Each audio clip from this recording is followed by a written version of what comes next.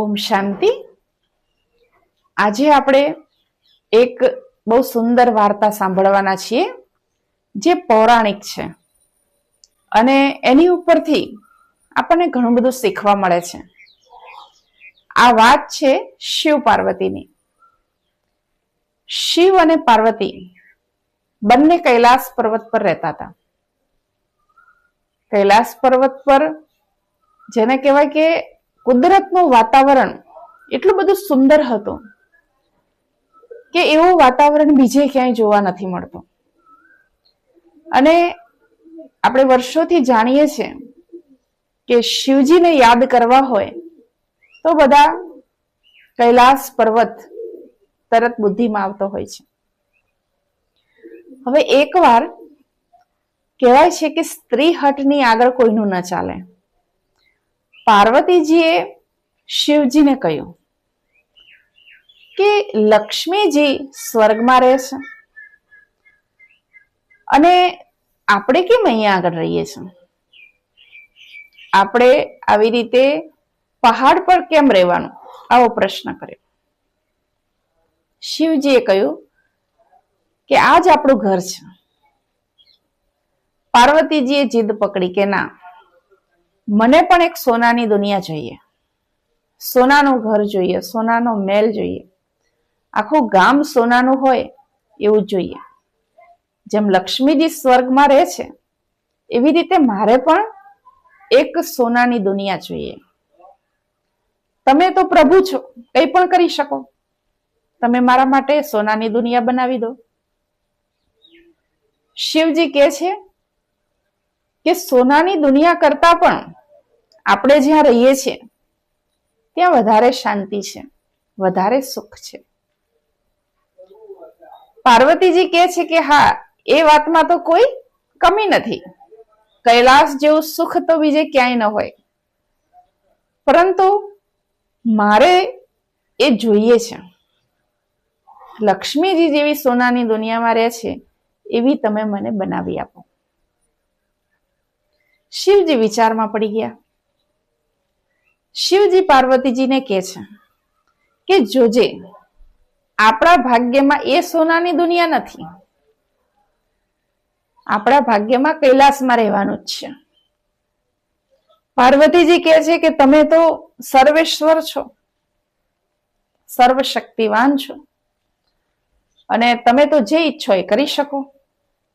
શિવજી હસે છે, કે છે ઠીક છે, સોનાની દુનિયા જોઈએ છે ને તને, હું બનાવી આપું, પણ યાદ રાખજે એ સોનાની દુનિયામાં તું નહીં રહી શકે. પાર્વતીજી કહે છે કેમ ના રહી શકું? લક્ષ્મીજી રહે છે, હું કેમ ના રહી શકું? હું પણ રહીશ, આપણે બંને રહીશું. શિવજી કહે છે ઠીક છે. વિશ્વકર્માને બોલાવવામાં આવ્યા. આદેશ આપવામાં આવ્યો કે આવી રીતે એક સોનાની નગરી તૈયાર કરો, જ્યાં સોનાના મહેલ હોય, સોનાના રસ્તા હોય, એવી સુંદર સોનાની નગરી તૈયાર કરો. અને પ્રભુનો આદેશ માનીને વિશ્વકર્માજીએ એક સુંદર સોનાની નગરી તૈયાર કરી. એ સુંદર સોનાની નગરી તૈયાર થઈ જાય છે. શિવ પાર્વતીજીને કહે છે કે પ્રભુ તમે એકવાર જોઈ લો, કઈ કમી હોય તો હું પૂરી કરી દઉં. શિવ પાર્વતીજી બંને જાય છે ચક્કર લગાવવા. શિવજી પાર્વતીજીને પૂછે છે કે બરોબર છે ને, તારી ઈચ્છા પ્રમાણે થયું છે ને બધું?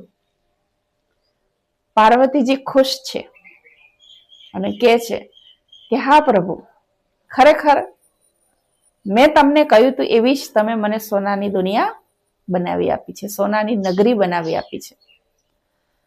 તો જ્યારે આવું કહે છે પાર્વતીજીને, ત્યારે શિવજી પૂછે છે કે હવે કઈ તારી ઈચ્છા છે? પાર્વતીજી કહે છે કે ઈચ્છા તો હોય જ ને. તમે વિચાર કરો, આટલું મોટું સોનાનું નગર આપણે બનાવ્યું અને આટલા મોટા નગરમાં આપણે કૈલાસ છોડી અને એમને જ રહેવા જઈશું? આપણે કઈ ઉત્સવ તો કરવો પડે ને, ઉદ્ઘાટન કરવું પડે, ઘરનું કંઈક તો મુહૂર્ત કરવું પડે ને, આપણે અંદર જવા માટે કંઈક વિધિ વિધાન તો કરવું પડે. તો એના માટે આપણે એક મોટો હવન કરીએ, યજ્ઞ કરીએ, અને યજ્ઞમાં બધા દેવી દેવતાઓને બધાને નિમંત્રણ આપીએ અને બહુ ધામધૂમથી આ નગરીનું ઉદ્ઘાટન કરીએ. અને ધામધૂમથી ઉદ્ઘાટન કર્યા પછી આપણે એમાં પ્રવેશ કરીએ તો કેવું? શિવજી કહે છે, હા ચોક્કસ, તારી જે પણ ઈચ્છા હોય હું પૂરી કરું. બધા જ દેવતાઓને ચલો નિમંત્રણ મોકલાવી દઈએ તો કે એ દિવસે આપણે નગરીમાં પ્રવેશ કરીએ અને યજ્ઞ પણ આપણે તું કે છે એવી રીતે જ આયોજિત કરીએ. હવે યજ્ઞનું જ્યારે નક્કી થઈ ગયું ત્યારે યજ્ઞ માટે બ્રાહ્મણની જરૂર હતી. બ્રાહ્મણ વગર તો યજ્ઞ થાય નહીં. તો યજ્ઞ માટે એમ કે બ્રાહ્મણ કોને બોલાવશું? બ્રાહ્મણ તો જોઈએ ને.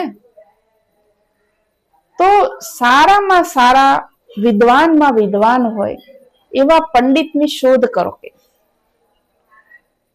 શોધ કરવામાં આવી કે બહુ જ વિદ્વાન હોય, પ્રખર પંડિત હોય એવા વ્યક્તિને ઉદ્ઘાટન માટે બોલાવવામાં આવે, મતલબ યજ્ઞના પ્રારંભ માટે બોલાવવામાં આવે, યજ્ઞ એના દ્વારા કરાવવામાં આવે. એમ હવે જ્યારે બધાની આગળ પૂછવામાં આવ્યું કે આવો પ્રખર પંડિત કોણ છે કે જે પ્રખર પંડિત આવી સોનાની નગરીનું ઉદ્ઘાટન કરી શકે, બધાના મોઢે એક જ નામ હતું કે રાવણ. રાવણ જેવો પ્રકાંડ પંડિત બીજો કોઈ નથી. અને એના માટે આ સોનાની નગરીના ઉદ્ઘાટન માટે, સોનાની નગરી માટે જે યજ્ઞ કરવાનો છે એ યજ્ઞ માટે એનાથી વધારે વિશેષ પંડિત આપણને કોઈ ના મળે. બધા જ દેવતાઓની અને પાર્વતીજીની સલાહથી શિવજીએ રાવણને નિમંત્રણ મોકલ્યું કે આવી આવી સોનાની નગરી અમે બનાવી છે અને તમારે એના યજ્ઞનું વિધિ વિધાન કરવા માટે પધારવાનું છે. રાવણ ખુશ થઈ જાય છે, સહર્ષ આવે છે કે સરસ, આટલા બધા દેવતાઓનું અને સ્વયં મહાદેવનું નિમંત્રણ છે, હું કેવી રીતે ના પાડી શકું? યજ્ઞ રચવામાં આવે છે, બધી સામગ્રી લાવવામાં આવે છે, યજ્ઞ ચાલુ થઈ જાય છે. બધા જ દેવી અને દેવતાઓ ખૂબ ખુશીથી પધાર્યા છે આજે સોનાની નગરીના ઉદ્ઘાટનમાં. આપણે પણ જઈએ ને કોઈ ઉદ્ઘાટનમાં તો ખુશી હોય છે ને. આ તો સોનાની નગરી હતી અને સોનાની નગરીમાં પ્રવેશ કરવાનો હતો. બધા બહુ ખુશ છે. યજ્ઞ જે છે જ્યારે પૂર્ણ થાય ત્યારે યજ્ઞ પૂર્ણ ત્યારે જ ગણાય જ્યારે બ્રાહ્મણને દક્ષિણા આપવામાં આવે. અને બ્રાહ્મણને દક્ષિણા શું આપવી? કારણ કે અહીંયા તો સ્વયં મહાદેવ યજ્ઞ કરાવી રહ્યા છે, સ્વયં પાર્વતીજી યજ્ઞ કરાવી રહ્યા છે. તો એને મનગમતું આપવા માટે, મનગમતી દક્ષિણા આપવા માટે પાર્વતીજી પૂછે છે કે આપણે આટલી સરસ નગરી બનાવી છે, સોનાની નગરી બનાવી છે અને એનો યજ્ઞ કરાવ્યો છે, તો બ્રાહ્મણ જે છે એને મનગમતું આપણે આપવાનું છે, મનગમતી દક્ષિણા આપવાની છે. તો શિવજી કે ભલે પૂછી લો બ્રાહ્મણને. રાવણને પૂછવામાં આવે છે કે તમને જે ગમતી હોય એ દક્ષિણા તમે કહો, અમે એ દક્ષિણા તમને આપવા તૈયાર છે. રાવણ કે છે રહેવા દો, કઈ નથી જોઈતું મારે, તમે નહીં આપી શકો. પાર્વતીજીને નવાઈ લાગે છે કે સ્વયં મહાદેવને રાવણ એવું કે છે કે તમે નહીં આપી શકો. ફરીથી પૂછવામાં આવે છે રાવણને કે તમને શું દક્ષિણામાં આપીએ? પાર્વતીજી કહે છે કે તમે જે માગશો એ અમે આપીશું, તમે બોલી તો જુઓ. તમે માગો ને અમે ના આપીએ એવું બની શકે? સ્વયં મહાદેવ અને પાર્વતીજીનું વચન છે કે તમે જે કહેશો એ તમને મળશે. રાવણ કે છે કે સાચી જ હું જે દક્ષિણા માંગુ એ મળશે? પેલા કે છે હા ચોક્કસ. રાવણ કે છે કે આ સોનાની નગરી મને આપી દો. શું માંગી લીધું? સોનાની નગરી. પાર્વતીજી વિચારમાં પડી જાય છે, ના તો પાડી શકે નહીં. એમને શિવજીનું એ વાક્ય યાદ આવી જાય છે કે નગરી બનાવીશું તો ખરા, પરંતુ એમાં રહી નહીં શકીશું, જોઈ લેજે તું. શિવ અને પાર્વતી ખુશી ખુશીથી એ નગરી રાવણને સોંપી દે છે, જેને આપણે લંકા કહીએ છીએ, સોનાની નગરી. અને એ લંકા જ્યારે સોંપી દે છે અને જતા હોય છે કૈલાસ પર્વત પર, ત્યારે પાર્વતીજી શિવજીને કહે છે કે તમે સાચું જ કહેતા હતા કે આપણા કૈલાસથી સર્વશ્રેષ્ઠ તો કશું છે જ નહીં, અને એટલા માટે આપણે બીજે ક્યાંય ન રહી શકીએ.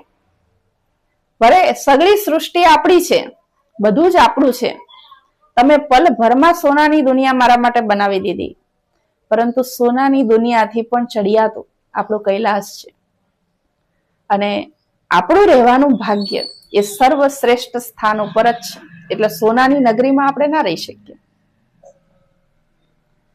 આ નાનકડો પ્રસંગ આપણને કંઈક શીખવાડે છે. સર્વશક્તિવાન પરમાત્મા દેવાધિદેવ મહાદેવ અને પાર્વતી જો એમની ઈચ્છા પ્રમાણે સોનાની નગરી બનાવી શકે, પરંતુ સોનાની નગરીમાં રહી ન શકે, તો ઘણીવાર આપણા જીવનમાં પણ એવા પ્રસંગો બનતા હોય છે. આપણે એવું વિચારીએ કે આપણા ભાગ્યમાં આ કેમ નહીં, અથવા આપણે આવું કરી શકીએ છીએ, આપણે આ બનાવવા માટે કે આ કરવા માટે યોગ્ય છીએ, છતાં આપણે કેમ નથી કરી શકતા, અથવા આપણે એવા સ્થાન પર કેમ નથી રહી શકતા, કે આવું કેમ નથી કરી શકતા. તો આ નાનકડો પ્રસંગ સર્વશ્રેષ્ઠ ઉદાહરણ છે કે બધાને બધું નથી મળતું. સર્વશ્રેષ્ઠ મળે છે જરૂર, પરંતુ બધાને બધું નથી મળતું. એક વ્યક્તિને એક વસ્તુ મળેલી છે તો બીજી નથી મળેલી. જેમ પ્રભુને સર્વશ્રેષ્ઠ સ્થાન કૈલાસનું છે, છતાં પણ જેમ પાર્વતીજીએ કહ્યું કે લક્ષ્મીજી જેમ સોનાની દુનિયામાં રહે છે, હું પણ સોનાની દુનિયામાં રહું, પરંતુ ત્યારે એ ભૂલી ગયા કે લક્ષ્મીજી કૈલાસ પર નથી રહેતા, એ ફક્ત સોનાની દુનિયામાં જ રહે છે. તો દરેક વ્યક્તિને એક સાથે બધું જ મળી જાય એવું જરૂરી નથી. આપણી અપેક્ષાઓ ઘણીવાર એવી હોય છે કે આપણને એક સાથે બધું પ્રાપ્ત થાય,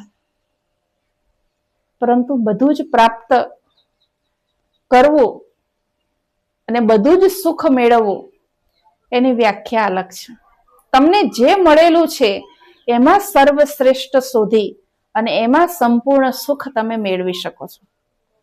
જો તમારા વિચારો ઉચ્ચ કોટીના હોય તો તમે ગમે તેવી પરિસ્થિતિમાં અથવા ગમે તેવી હાલતમાં પણ એમાંથી સુખ શોધી કાઢો છો. પરંતુ જો તમને બધું જ પ્રાપ્ત છે, છતાં પણ તમે બીજાની પાસે જે છે એ મેળવવાની કોશિશમાં તમારી પાસે જે છે એનો આનંદ નથી લેતા, તો તમારી પાસે છે એની ખુશી પણ તમને અનુભવ નથી થતી. આ નાનકડો પ્રસંગ આપણને જીવનમાં ઘણું બધું શીખવાડે છે. તમને બધાને પણ આ પ્રસંગ પરથી કંઈક શીખવા મળ્યું હશે. શું પ્રેરણા મળી? જરૂરથી કોમેન્ટમાં જણાવજો.